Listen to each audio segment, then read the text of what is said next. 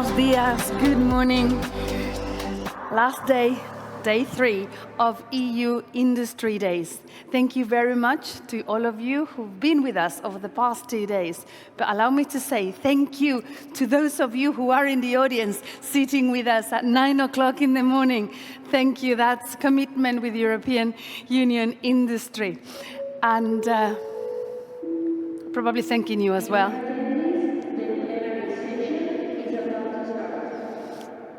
It's actually started, and we are very happy to thank you on behalf of the European Commission and the Spanish presidency of the EU Council. I really want to thank all of you participants. We've had over 800 people here, all listening to us online.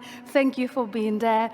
We want to thank speakers, moderators, attendees, and those of you who have been engaging in Slido.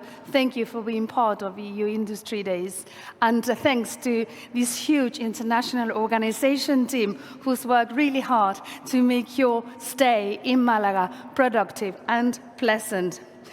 I hope you will make the most out of today. We still have a few hours left, and do enjoy them and make the most out of them. Let me recap about what we did yesterday so that we can have a little bit of framework for our discussions today. We had several sessions talking about financing net zero transition, industries of the future, our ideal made in the EU's digital sovereignty, reshaping alliances and rethinking links with China. We talked about building resilience through sustainable and trade connections from the EU in the wider scope of the globe. We had breakout sessions. We were working very hard until almost 6 in the evening.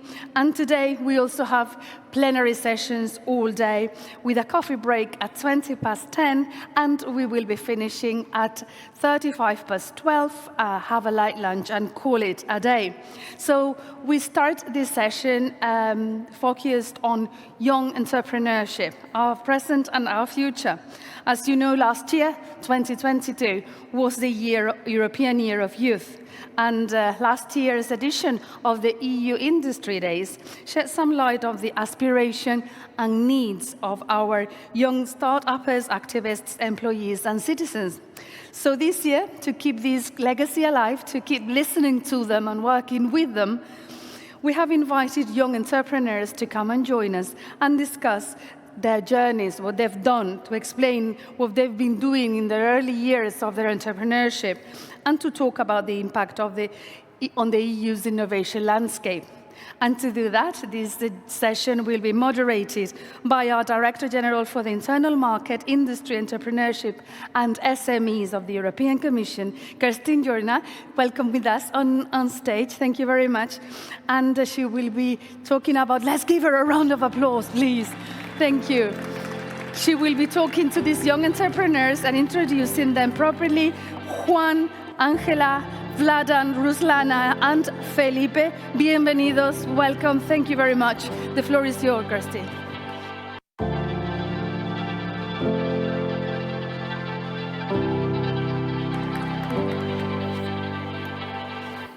Good morning, dear panel. Good morning, dear audience. Thank you for being here so early. Very much appreciated. But I even appreciate more that you have time to be with us today, because I'm sure you're all involved in very fascinating projects of your own, and you'll spend a lot of time. And to spare the time to be with us, help us understand what drives you, but also how you tackle when you have an unforeseen obstacle in your journey. This is really what we're about to learn. But I would maybe first like you to ask you to present yourselves and what you're working on. What is your project? Okay, thank you. Hi, my name is Angela. I'm CEO and co-founder of Lemon. We are manufacturing biodegradable laminating film for paper and cardboard, as well as packaging foil for food, cosmetics, and other goods. Pretty much our raw materials and everything is bio-based and eco-friendly and compostable. We're based in Sofia, Bulgaria, and about to launch in a couple of months officially in Europe. So hello, my name is Juan Vicen. I'm co-founder and vice president of institutional relations at Celeros, and we are the European company leading the development of a Hyperloop transportation system We were awarded by Elon Musk in 2016, but that wasn't enough. We raised support of big industrial players in Europe and also the institutional support from the European Commission via the EIC and other platforms like Eurostar's Eureka. And now we have invested about 15 million in development of the technology that aims to connect cities in a matter of minutes. And also all the technology is being already applied in other systems like freight transportation in ports or battery for electric mobility systems. So glad to be here with you. A pleasure. Good morning. Thank you for having me here. My name is Ruslana. I'm coming from Zhytomyr, Ukraine. I'm CEO of 412 Atelier. It's a smart fashion brand, and in the same way is an atelier which given services to another businesses to make clothes. Thank you. Thank you. Yes, I'm next. Hi to all. I'm Vladan Grigorievich. I'm CEO of the Cubics Lab. We are based in Netherlands, and our main product is AgroSpace. That is the name of the project, of course. We are mostly involved in the agro sector and precision farm. Thank you. Hi, buenos dias. My name is Felipe. My passion is how we can get more people to access justice and how technology and law can interact. That's why I co-founded an NGO to help students to obtain, like law students, to get the knowledge about technology. I do Germany's leading podcast on legal technology, and I work at Germany's leading consumer law firm, where we help small companies and persons to obtain their legal rights in labor law, with their problems with their land laws, speeding tickets, and so on. Thank you very much. Yes. Thank you for joining us also. I see 4 times sustainability solutions for the future, and one is, how make digital work for more people and for a more cohesive society. Yesterday, Peter Wenning from ASML talked about the journey of his company and why it started in Europe and why it's still in Europe. And he said mainly it was about the ecosystem, so the group and the context in which you're evolving. I'd like to ask you, when you look at the journey, your journey so far, did you encounter obstacles? Did you, enter into a wall on this journey? And what was your strategy to deal with this? Did you say, okay, there's a wall, I go somewhere else? Did you find a way around, across? What helped you in this? I don't know if any of you wants to share. Me? Yes. Okay, Yeah. thanks. Yes, we had a lot of stops in our early beginning of development, and most of the stops are introducing ourselves to the market and showing our product to the potential customers. Of course, there is also the business side of that, and there it's also one of the stops where you should involve the venture capital or possible investors in your product and explain why he is better and different than others. So that was one of the main stops for us, but we successfully override that, and yes, we are now where we are. So that's what I can say now. What I understand from your project is also that it's quite horizontal, and you dive down into one type of application using the space data, but before you told us that you're, for example, also trying to detect PFAS, and I think that came up in different discussions here in the industries as well, to understand where that is, and it's the same kind of technology that helps you to identify this? No, we are using the different one. So our main product is related to the agro sector, as I said earlier. Our sensors can be used on the fields, on any field.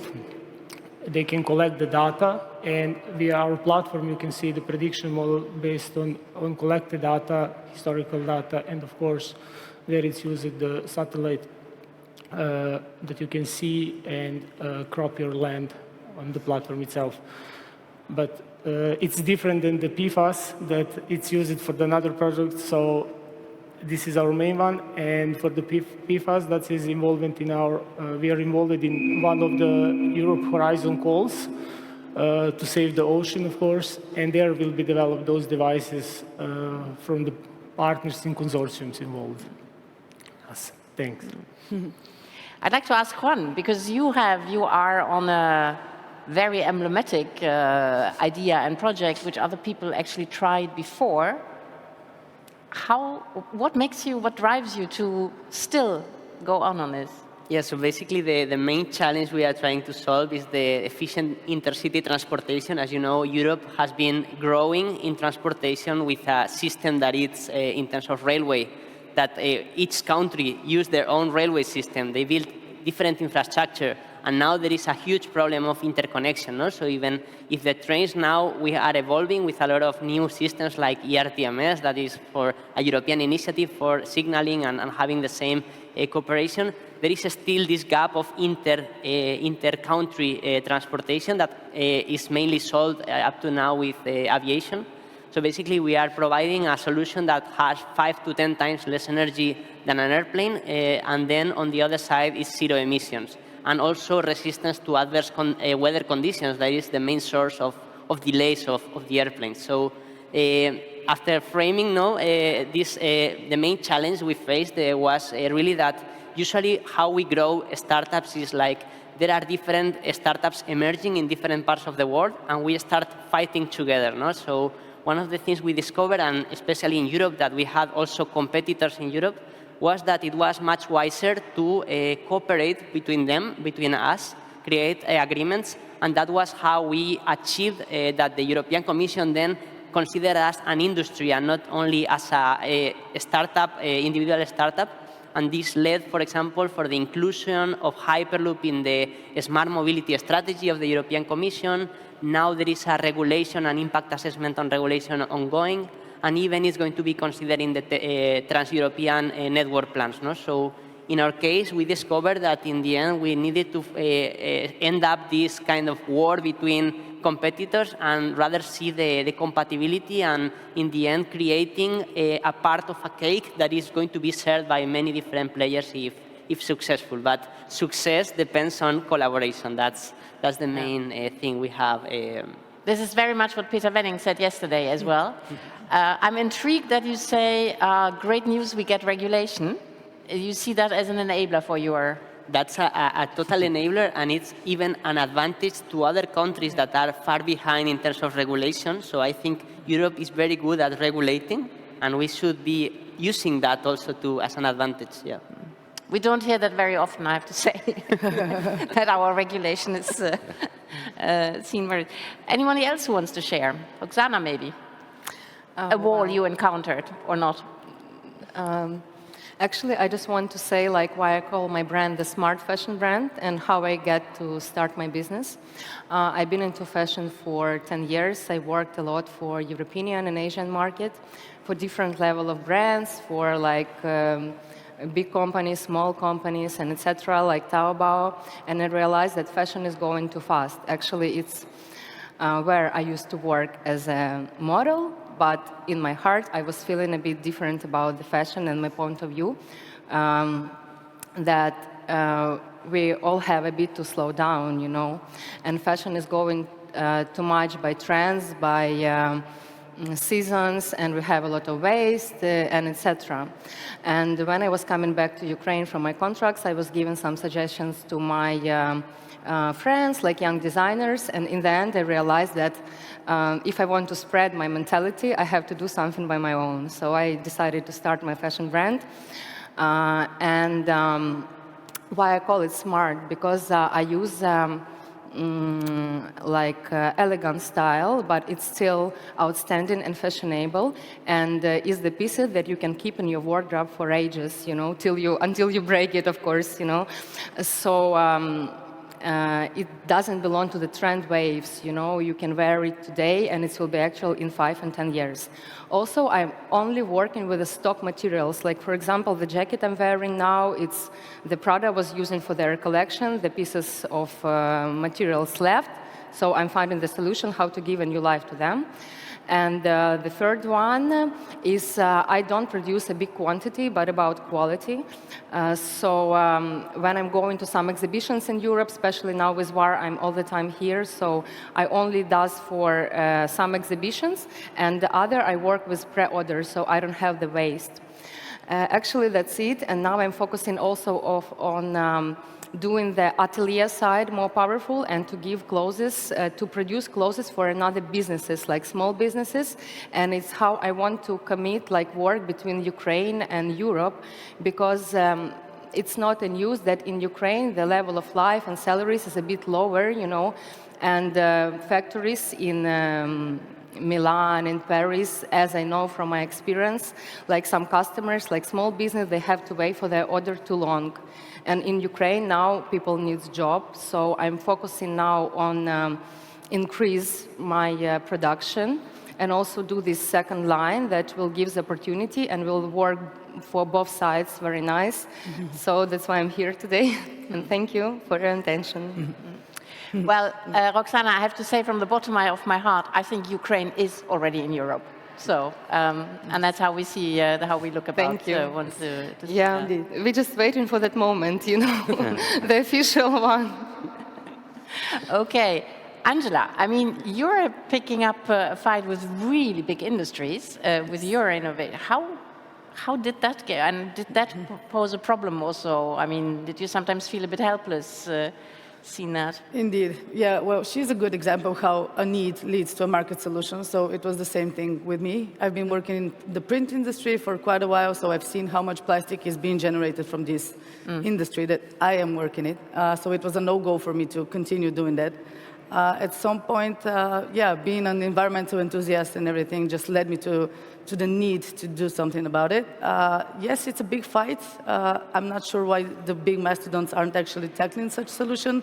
I'm guessing the petroleum lobby is still stronger than the equal one. But then again, we can see a lot of other solutions coming up and a lot of people that are actually having the incentive to look for solutions on the market, which is actually pushing us to go through such fight with the mastodons. I have to say here that the EU helped us quite a lot because we've been going through different accelerators from the EIT, EIC currently. So the environment that you said and the ecosystem of enthusiasm and entrepreneurs here is quite helpful for such bad timings when you feel like you have to give up. But yet again, you can see how many people are actually fighting their own fights. With the fashion, with the railways, there's so much actually to do and to yet develop. So, I think it's the environment that is keeping us going, mostly. I cannot refrain from asking the question because I've been battling for that for a long time, also in previous lives. As female founders, do you find it more difficult to get access to funding, because the statistics, they're really very bad. You know, like from €1, 98 cents go to male founders and only 2 cents to female founders. We're doing a lot. We're working with the European Investment Fund. There's a great report just came out on, you know, venture funds helping female founders as well. But have you experienced that personally in your venture? Yeah, surely. We are a manufacturing company. It's quite high risky when it comes to return of investment, and when it goes in women in industry, it's a little even more riskier for investors. Which is nonsense, of course. All studies show that if you have mixed teams or even only female teams, they are, you know, better managing the risk than. Well, indeed. Not to mention that, of course, everybody has its own opinion, and we have to work together either ways.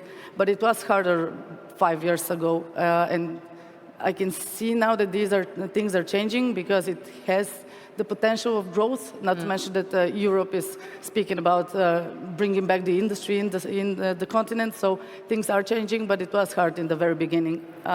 But I can see it's changing in the positive way, for sure. That's good. Roxana, you had similar problems?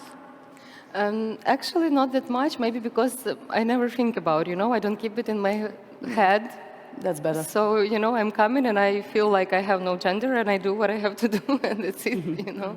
So I don't follow my rule. It's like, seems like I bring my rule. And actually, I'm working mostly with women, you know, like in textile business, like the crafters, it's all women. Yeah. And I start with your question to get interesting point of view for myself. Actually, I can put something more into my business now. Diversity. Yeah. So in general, no. I think no. For me. Well, that's good. Sees as evolution of the question. Felipe, you have a bit of a different. It's a kind of service more. Would you call? Sorry, I have this thing. Would you call yourself part of social economy, or would you say no? This is a business. This more inclusion because this is the values that actually would also drive a business. Yeah. As I said before, I do different projects. Like on my NGO student side, it's totally a social project.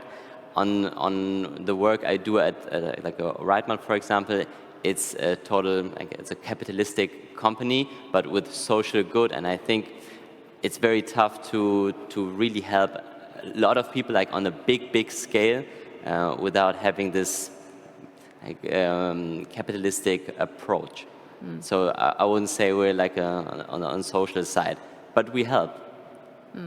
Well, I mean, social economy it's about the economy, obviously, and you want to benefit, but the purpose. There's an overlay of the profit-only purpose, which is also social purpose. We're totally like on all the things I do, it's like totally purpose-driven perspective. And when we see on our values, for example, we do a lot of free consultation on different problems and people. So that's what we actually do, and we're very socially. We have a focus on social topics. As we all know, law is of course very national. Yes. Do you think your model is scalable to other member states, or do you really focus on the German market? No, I've been thinking, like before sitting here, I thought a lot about it, because I think it's very strange, because if you look into EU regulation in the last 20 years, many rules or national rules have their roots in European law, so they should be applicable in different member states. But I haven't seen a lot of, especially, for example, in the legal technology market, there's a very strong side on the German side, and I haven't seen it in different EU countries, but I see there definitely a possibility, because rather than legal technology, it's more about customer centricity. That's what I'm all about, and I think law, and especially lawyers, don't work very customer central in all the world. It reminds me what one of my professors once said to me: European law doesn't exist. You have to think about European and national law like a bacon. White, pink, it's all meshed up. And but in the end, from a company point of view, that's the laws I have to apply. I don't care where it comes from. So there is. It's very, very strange. I think it's like when I see like national law and the European law is like they cook with the same ingredients, but they do different dishes in these different countries, and it's difficult to see how you can manage with all these dishes. Okay. I mean, when you think back on the difficulties that you encountered in building, or you're still encountering in building your project, what is the type of support you felt was useful, and what is the type of support you would have hoped or wished for more? It was quite hard, actually, to find a scientific person that is willing to actually build the bridge between science and business with us, especially in Bulgaria. Unfortunately, not a lot of scientific basis as well, in order to develop and to go through the R&D. So that was quite the obstacle for us. It was one of the reasons that we were actually considering quite a few times to maybe move the business outside of it, especially when it comes to starting up business in Bulgaria. There isn't such thing in the trade laws even. So that was quite the battle. But yeah, the answer were actually the EIT boot camps and all of the accelerators that we've been going through. There are a lot of NGOs that are helping companies. So my answer will be, again, the answer is the ecosystem and the environment, that people that are helping each other, because you can see the example of others, how they are actually dealing with their issues. And of course, the funding, because in the government level in Bulgaria, it was, we still don't have actually a lot of funding for R&D. So this is very important because certain solutions need a lot of time for research and development before they go into being an industry. So on that part, it's really crucial to have more money for R&D, for sure, in the widening countries especially. But I think the more you have lighthouses like your company in countries like Bulgaria, the more it will develop this ecosystem as well. Sure. But it would have been actually very faster for us to develop if we had the initial help. Hen and egg. Yeah. Vladan, you are in a super ecosystem in Amsterdam. How has that helped you? Well, for every business, you always have the difficulty when you're starting up. And the main problem there, it's always, like we all know, the budget and where you're going to find the funding for your idea. And when you in one moment override that and you actually get to the market, you have the product, then you have also other obstacle, that's to find the right employees for your business and to keep them there. So that's the second. But if you successfully all of that combine and override everything that, you will eventually have it and lead a successful business. And just to add on the topic that you asked Felipe earlier, if I may, for example, if you're planning to open the office in the different member state in the European Union, it's very challenging because of the administration itself. This is different per the country in the European Union. For example, Netherlands is really straightforward and everything is clear, and you actually can focus on developing the product itself and your idea, not to bother with administration and the bureaucracy on the side. So if I need to think opening the office in another member state, then I will probably skip that because here it's everything settled at the moment.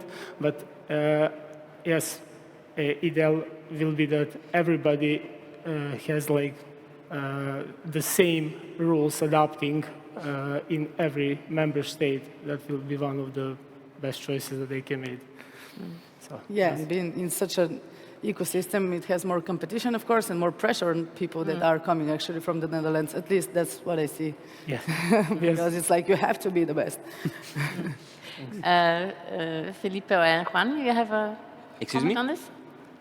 I couldn't hear you acoustically. Do you have a comment on, what helped you, or is there something you would have liked a bit more of it when you were starting up? Yeah, I thought about this, and I think which really helps me. You were asking me how can we bring a business to different countries, and I think communication and intersection and like this talking grounds are way more important than anything else, because it helps you to create like big perspectives. I think the EU has the different projects and programs to do it. For example, I did Erasmus as well, and I think it helped me a lot. And these different topics, like that's the best. That's the best to do. Yeah. Juan. In my case, I think it's something that's really important to stress. I think I've been like traveling to Asia. I've been traveling to US, and basically I think we have a big challenge, that is the access to funding. And even now, like now on the crisis and post-crisis, that there is a special need, on seeing how it's being done in US, how it's being done in Asia. That basically in Asia, the public side is totally leading the initiatives on these research and development programs. Basically, they create institutes and they pour millions on investment. That's why they have been able to create so fast the magnetic levitation trains that now they want to implement at large scale in their own country and then later expand. In the case of US, they have been very good at channeling the private investment, so the private venture capital. We've seen lots of unicorns coming and creating a lot of value in US. Sometimes not using these resources efficiently. They have had so much quantity and become billionaire so fast that in the end they have not been able to create at the right pace the value. But I think in Europe, and we are an example, no, we've been securing public, private funding up to 15 million now, but we've seen companies that at once they have secured 300 millions in US for the same idea. No? So what's going on and how can we solve that? How can we ensure and be capable of having a less conservative approach, I would say, in that sense, to investing in moonshots or companies that on the hardware side, not so much on the digital side, can provide a lot of value, and seeing that, for example, hydrogen or electric motors or batteries are on the spotlight now and can become key enablers for the whole world, not only for Europe. How can we ensure that the startups that exist in Europe can get this access to funding? And there are already mechanisms, and we've been trying even, and everyone was recommending, okay, apply to this specific program that you are the perfect fit.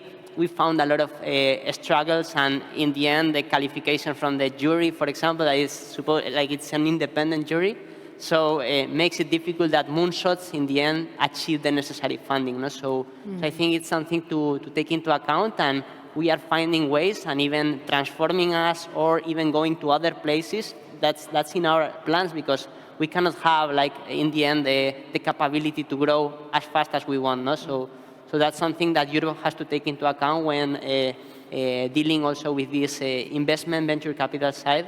And I think there are steps being taken that are very positive, but also like lots of things to do. Yeah. In fact, that was a nice segue to my next question, because I wanted to ask you the F question, funding. How difficult is it? Because one thing is true, Juan, we don't have a deep capital market. That's why I say capital market union. This is not an arcane thing for finance ministers. It's industrial policy, really, to have it. And it's to freeze out the private savings. We have loads of it in Europe, and to make it take risk in companies, because this money is risk averse. Now, some people say, yeah, it's because of your regulation, but you know, it's overall risk averse. And then, of course, in Europe, companies are funded 80% or more by bank loans, which is completely different from the US, where it's equity. So how can we kind of move this equity market? My question I wanted to ask you is that, you know, increasingly you see that public money becomes more constrained. There's the kind of hangover after COVID for public purses. There is rising interest rate, inflation. So that space becomes more constrained. There is also a strong focus on clean tech, because, you know, everybody needs energy, and so we need to have that cheaper, greener energy and not be dependent. Do you see that your investors are becoming more skeptical, that they fund you rather on the low side? Do you experience a change between post-COVID and pre-COVID in your, I don't know, any of you? Yeah, I can give some thoughts on it. So I can say we don't have investor in Cubex Lab, so we are completely funding on our own.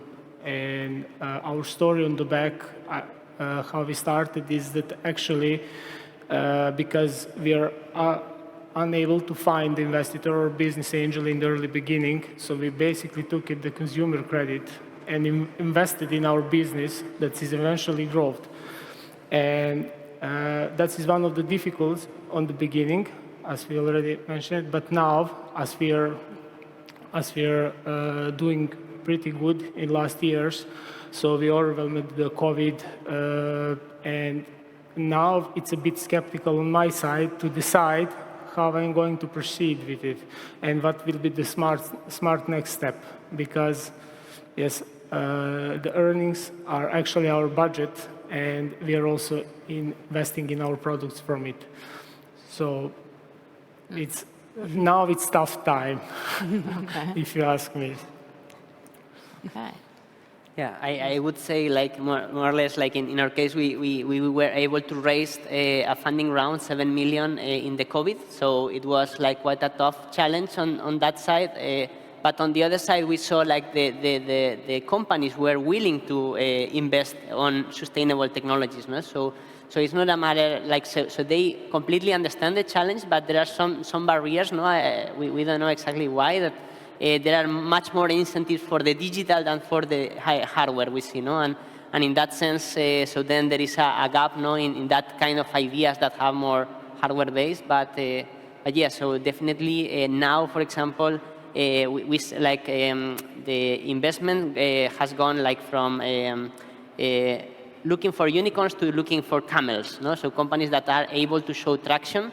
So now what we've seen is that now investors are also looking for short-term revenues. Yeah. And this is obviously a drawback and quite how do you say, quite unfair for those companies that have long-term impact. So there's some need of support in that side. So it's more on kind of sprinting than on sprinting, like securing a marathons. customer, yeah, and going. Oh, yeah. Felipe, you wanted to come in, and then Angela. No, I just wanted to say that I'm actually a bad example because the projects I've done, they require low funding, and especially in law, like in service industry as well, where when you don't focus more on product, you get like they pay on the one side, and then you can invest it into people or R&D on the other side.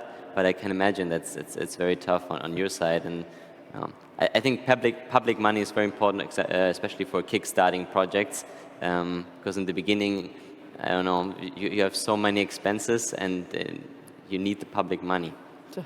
For sure. Now once we actually secured our EU funding from the EIC, we have way more interest from VCs actually in capital in order to invest in the company. And now when we get some traction with customers, it will be even more, I'm sure.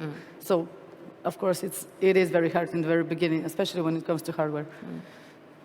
I was sitting on the EIC fund board in the beginning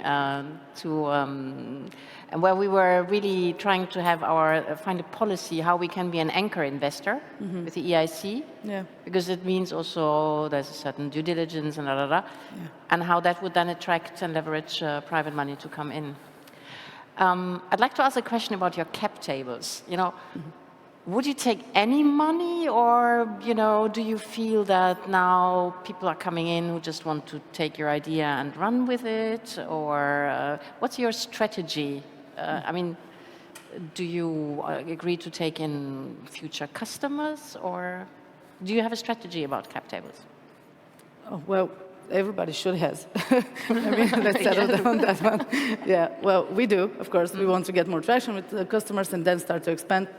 Public money will be more likable when it comes to expansion of the team and purchasing more machines, etc. But if you would like to grow aggressively, you have to get part of your cake to somebody else. Of course, don't delude yourself, so you have to think smarter and make it in the certain moment. But of course, everything is, I mean, you cannot have the control throughout the entire journey. I mean, at some point you have to be a little more loose and get a lot of different expertise coming into your company. I wouldn't like to be deluded, but of course there are people that have been running around, running different companies and businesses way better than myself, so their expertise is more than welcome. We already have 2 angel investors that actually invested in our company in 2020, a month before COVID. So lucky for them, we are attending to return everything. Expertise is more than welcome in every company, so this is pretty much my advice as well. Do you share that, others? My strategy now at this level is that if we are seeking for the business angel or investor, is that we want to find someone who is also can guide us through the business, not just to let's call it like that, maybe it's ugly, but buy our idea, because if he has enough money, I mean an investor, he can also replicate our product and be faster than us in development if he want to go on the mass production. But my strategy is that we have like a partner that actually we can develop the new products, new ideas, and involve the existing ones. So that's one of the strategies from my side. Felipe, you have a view? Like, as I said, like from my perspective, for my future projects, I would try to have the cap table as clean as possible, and maybe as, I don't know, it's my risk-averse perspective. I would like to build in an environment where you can create very fast product market fit and then reinvest what you have earned. And maybe that's the reason why I don't buy the big real-world solutions and rather focus on services. Roxana or? Yeah, Ruslana. Roxana, sorry. Yeah, well, I started with a strategy Ruslana. that I wanted to spread my idea and I wanted to bring a new wave to the fashion. Actually, this is a very long-term thing, and I hope I will do it during my life, but I will do all the efforts. But in the end, no, not in the end, with the beginning of the war, I start to think that I want to help I was helping to my country in the way I can do, you know, with my hands, with my connections, with everything. And yeah, it took me like 3 months to recover, and then I start to help. And in the end, I realized that I can do it from my business, and I got a new strategy, actually, which is really cool now for what I need investments, actually. Because before I was my own investor, it was for my idea. I was working on one job and putting all I earn into my business, you know.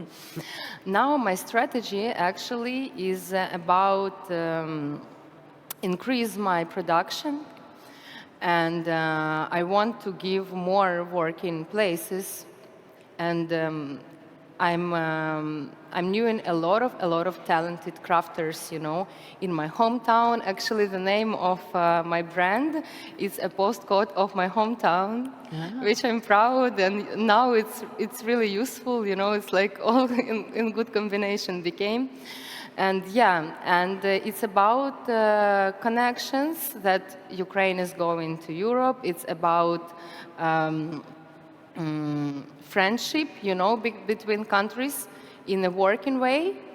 And actually, my business is a bit different from the business of the guys that like I have my strategy written down, and actually it can give money back to investors fast, because it all depends from the clients.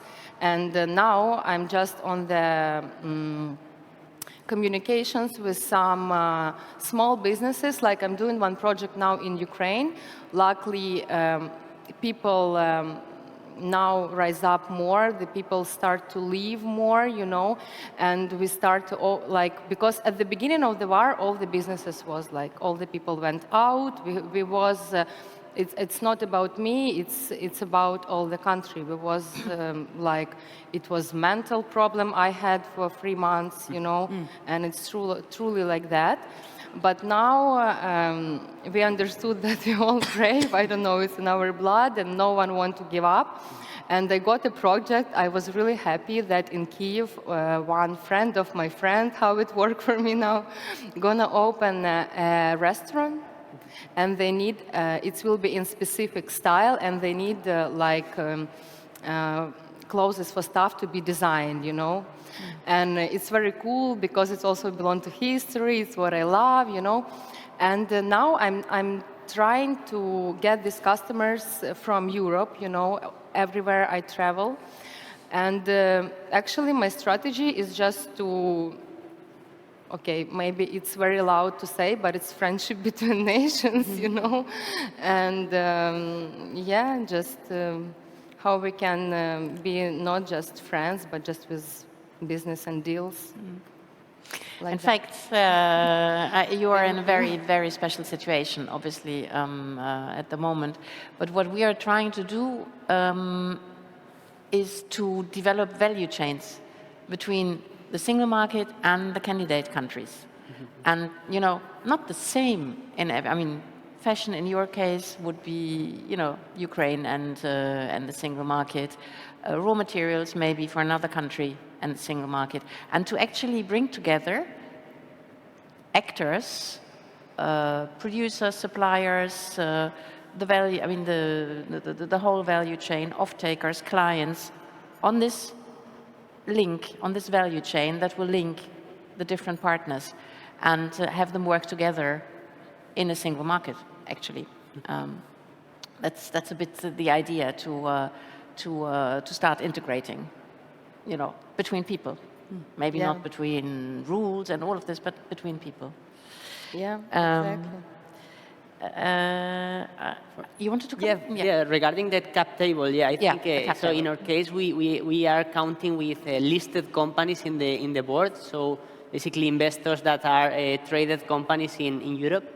So basically, we try to the founders maintain the capacity and the direction of the team. So we maintain the control after several years, several rounds. So I think that's a success on our side. So we are really happy to have the control and can steer the company. On the other side, we also have pressures from outside. No? So for example, we are seeing like China is proposing like a Hyperloop association, global association with headquarters in Beijing. We see also, like, for example, like investment from the Middle East coming, and some examples already in Spain with Telefónica, for example, now, like a big telecom that is being acquired partly from the Middle East countries. So in our case, we are open. We have an open strategy to say, okay, let's hear everybody. Our preference, obviously, is to remain in Europe and with European funding.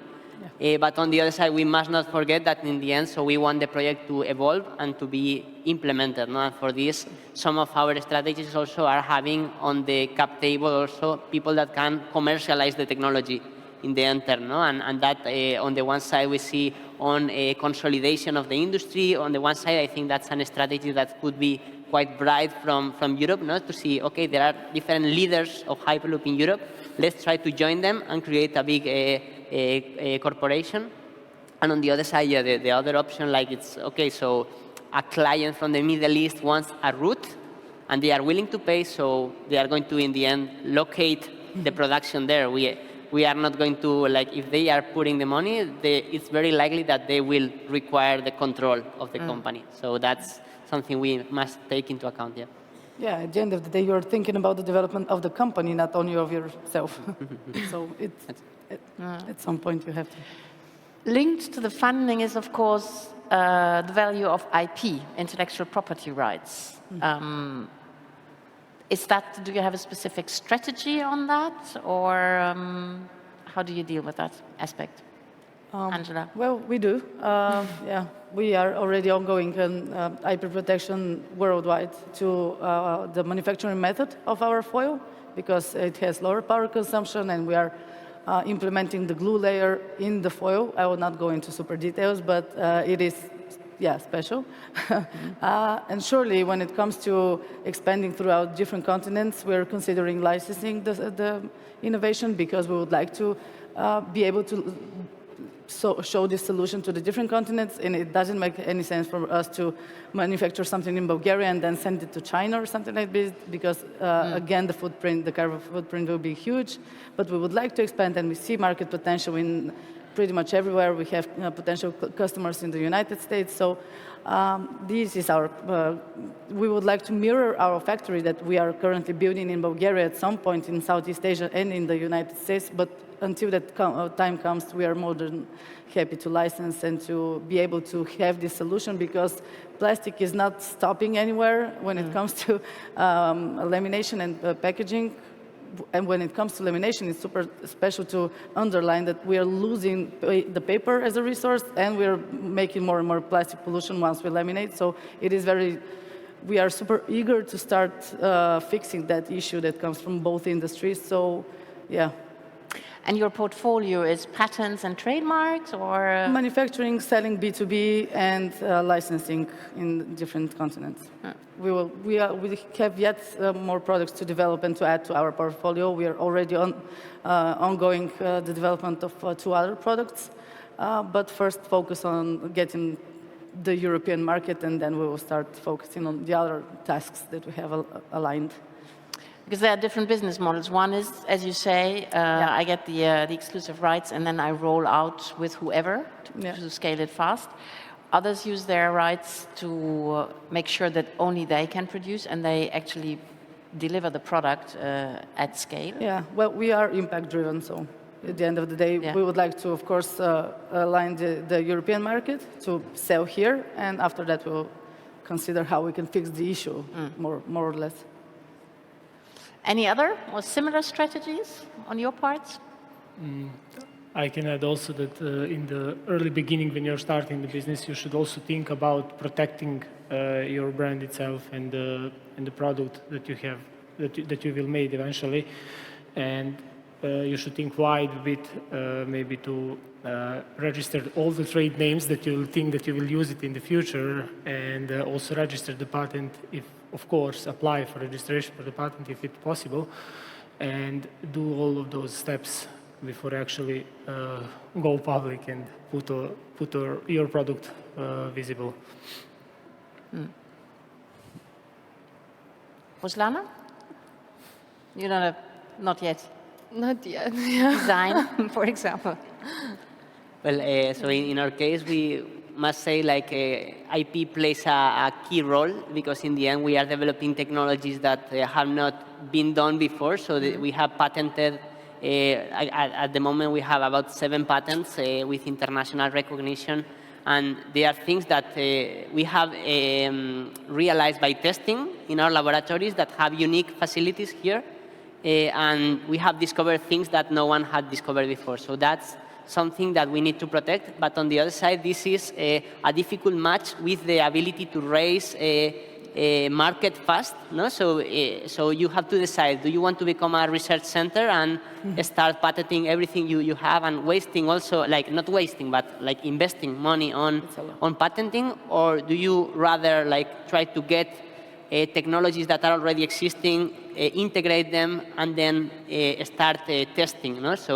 So in our case, it's a difficult match. For example, with batteries, we are creating partnerships with the companies that are designing the cells of the batteries. In Europe, there is a lot of cell manufacturers, and also patenting, for example, ways of connecting the different cells together. We have some patents on this, on the thermal distribution. But on the other side, we must not forget that we need to address the market. So it's a difficult match, and I think there should be more forums on IP protection in Europe. I think so. We should be kind of...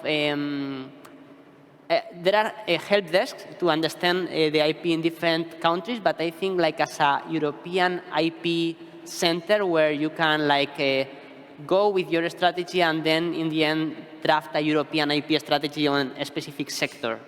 So this is a suggestion. Yeah. I need to make an advertising break here because that exists. We have European Intellectual Property Office in Alicante, and they also help. I mean, their core task is to register trademarks and designs, but they have lots of tasks around it. They have an observatory to look at the counterfeiting part as well and be more efficient.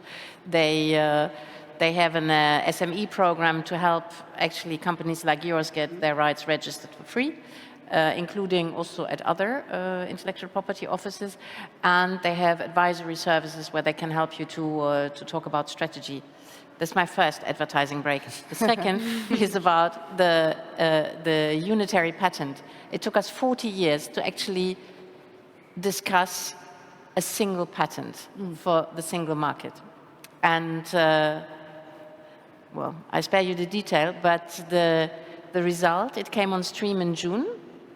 And now when you go to the European Patent Office, where already you had a one-stop shop, but you got a bundle of patents for every country. And if you had to protect your patent or hunt down somebody who was violating it, you had to go, to courts in every single member state. And with the unitary patent now, which you can get, and where also, fee reductions for SMEs, you can actually go to one single jurisdiction. Yeah. And that single jurisdiction is one of the most modern patent jurisdictions in the world because it includes judges, so lawyers, and technical judges who can really better understand the patent. It's all digital. That's also very important. And we think that it will really be a competitive advantage for IP in Europe. And I mean, your examples also show you have to think, you really need a strategy, and you have to see how best intellectual property fits into that. I close my advertising. Can I extend it? Because I'm always, when I talk with European executives, and they tell me the same thing. Like, I tell them a problem, and they tell me, actually, we have this problem, this program, or actually we have this identity. Yeah, and I'm asking you, like, because you have the good overview about all the problems, all the initiatives, how do you solve this advertising problem? My advertising problem, yeah, that's a big one.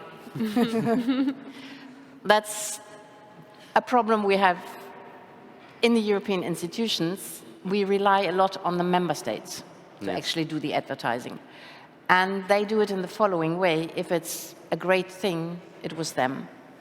Nothing to do with Europe. If it's bad, then it's, of course, our fault. We've become much better. In a previous life, I was a spokeswoman. But we've become much better. And we're now engaging on social media and all of this as well. But I realize time and time again, and in particular, I mean, I was also on in the EIB, I was a board member, EIF, the European Investment Fund, European Investment Bank. The information doesn't percolate. Yes. So we have our SME networks, and we're trying the Europe Enterprise Network. I don't know if you know. So we need multipliers to help us explain it, and not explain what I just did, the kind of macro version, but actually to explain it in the context of a concrete problem. Yes. I mean, what you said, you know, where's the hub to explain it to us?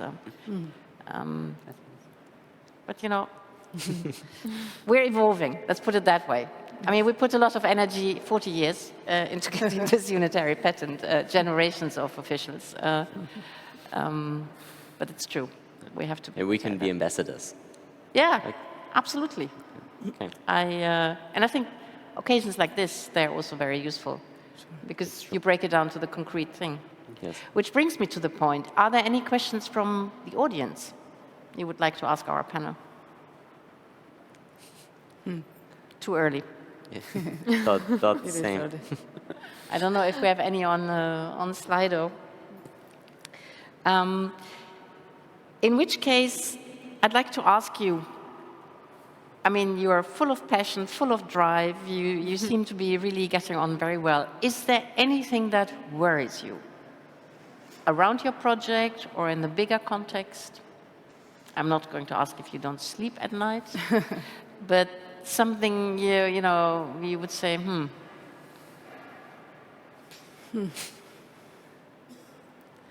Or is this a question of age?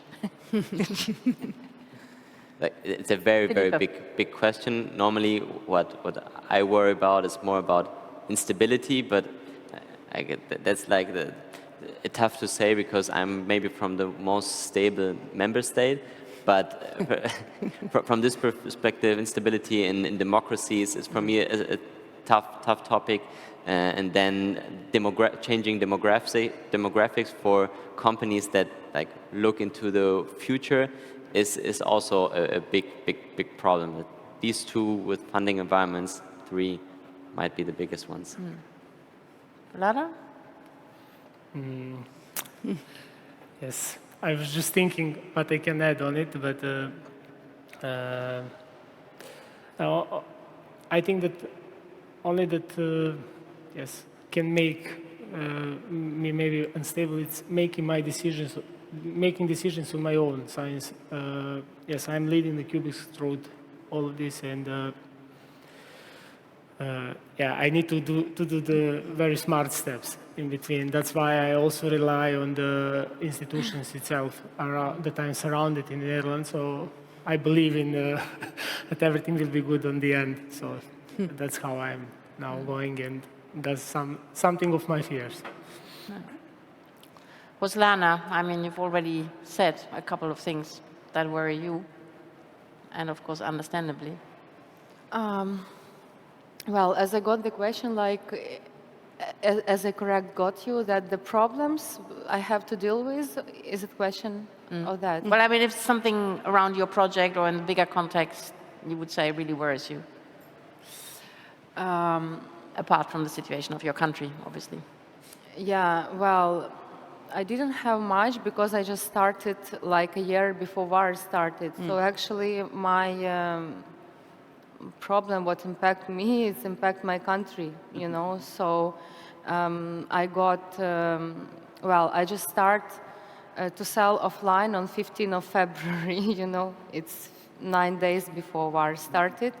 And my offline place, it was in the center of the Kiel, next to Zelensky and all our politicians. So to took out my stuff, it was really hard during months.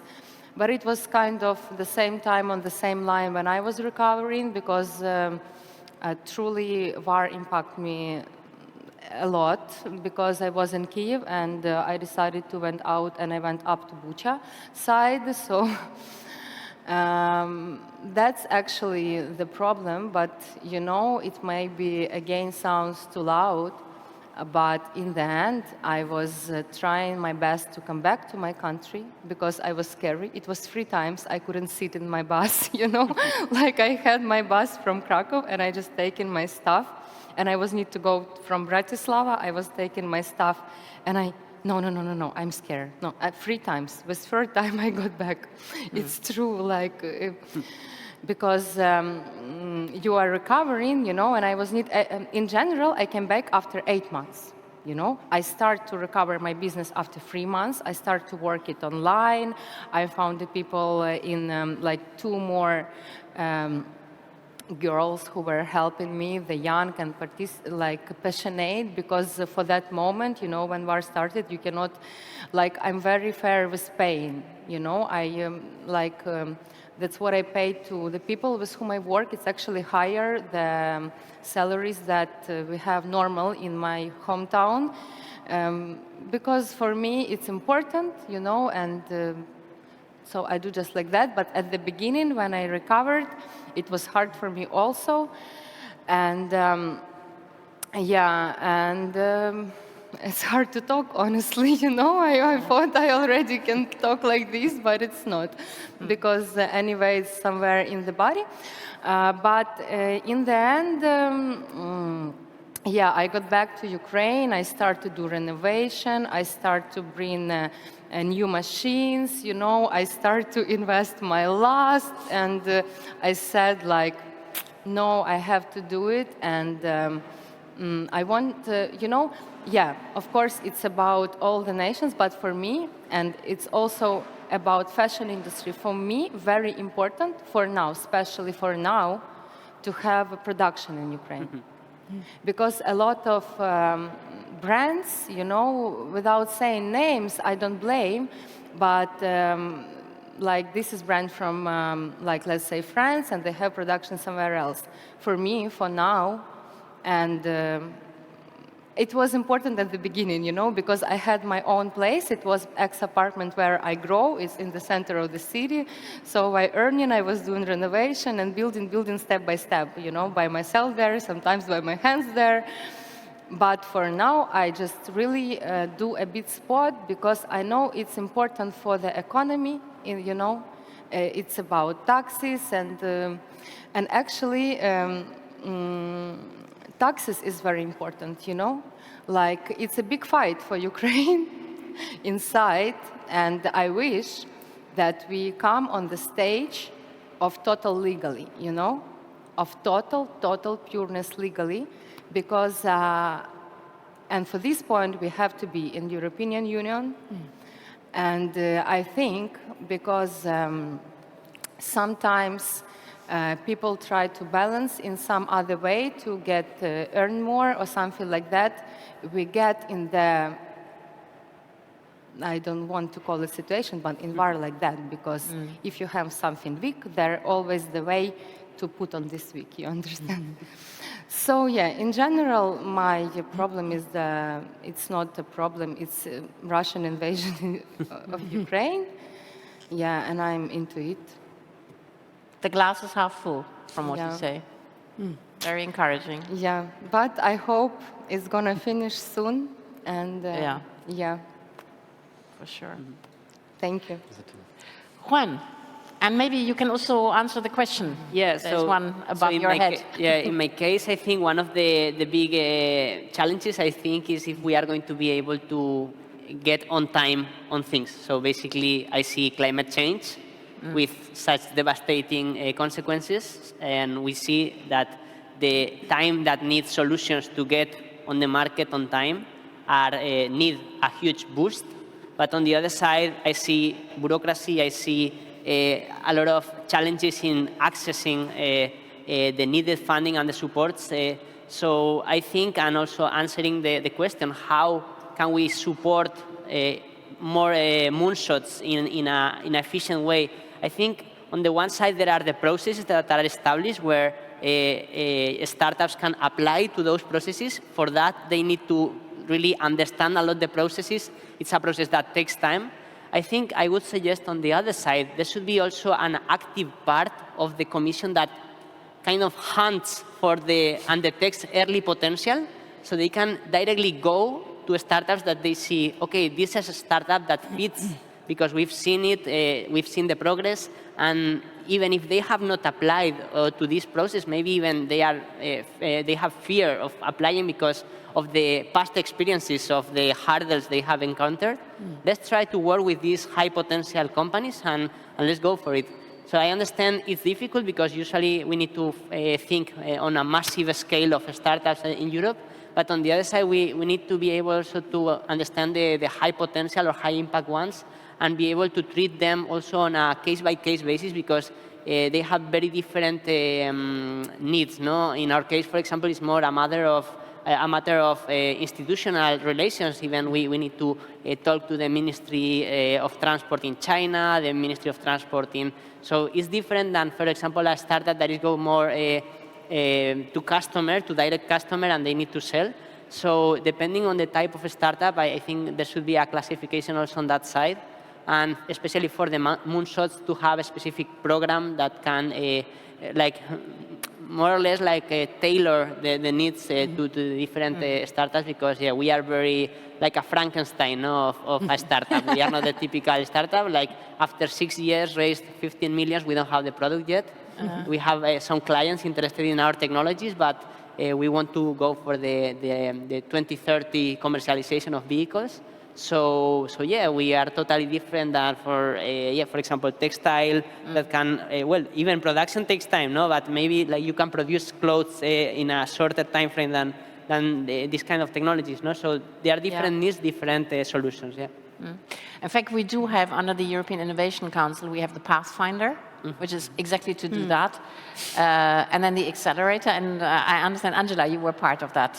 Yes, we're currently. Maybe you can. We're currently actually part of the EAC Accelerator, but the Pathfinder is currently developing as well. So we do need a better platform to join people into such Frankensteins can gather actually and exchange, so they can be seen from the Commission and other companies and VCs, of course.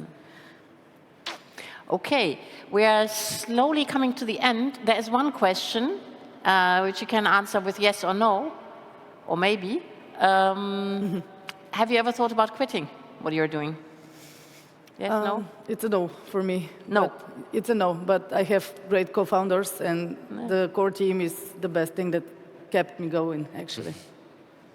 Yeah, we have suffered difficult moments, but in our case, we have been always united, and I think that's what even if we have a struggle, we are going to fight until the end. So that's the attitude.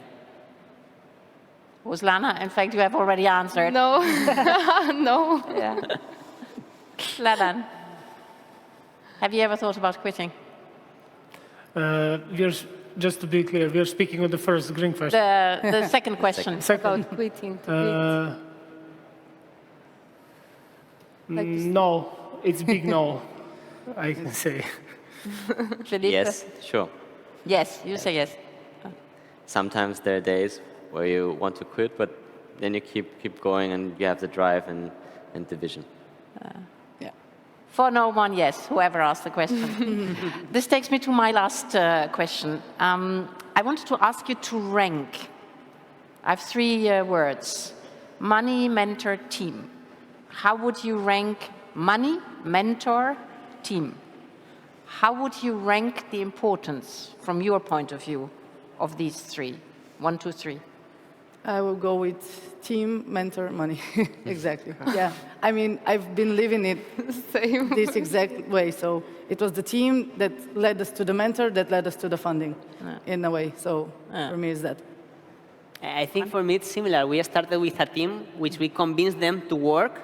We started working without having any salary. So in the end, so the first you have to have a team that is passionate about it. And then after this, you can like win some competitions, win some money, and then you will. But yeah, so obviously, so without money, it's not working. So of course, but at some point you will get the funding. I mean, come on. That's the definition of startup. I mean, you have to have the core team, mentorship, and then get the money and launch. No? Mentor as a like teacher or Or Okay, you know, at the an beginning- angel, or I don't know. Yeah, at the beginning I was thinking like you know, because this is from my heart, team, and then mentor, and then, but then I understand without mentor, team doesn't work. So mentor, team, money. Okay. Vladan? Yes, it's similar for me, like mentor, team, and money, because I'm finding money will come from revenue of previous years. For me, it's a team, money, mentor. That's the ranking. Okay. Well, thank you very much for having shared all this with us. It was very inspiring, I think, and very insightful, I have to say, as well, for me in any event. Please give a big applause to our panel. Thanks.